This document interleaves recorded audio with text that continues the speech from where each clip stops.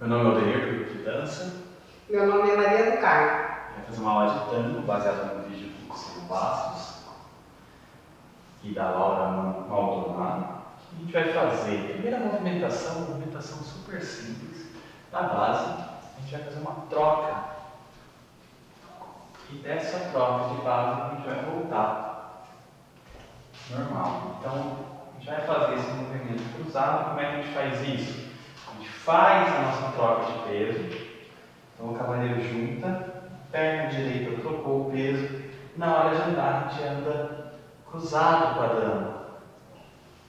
Anda e anda de novo. Para voltar, na hora de andar, a gente vai pedir como se fosse um cruze para a dama. Pede o cruze e sai normal. Então, de novo, andou, fez a troca, anda, pede o cruze e sai normalmente.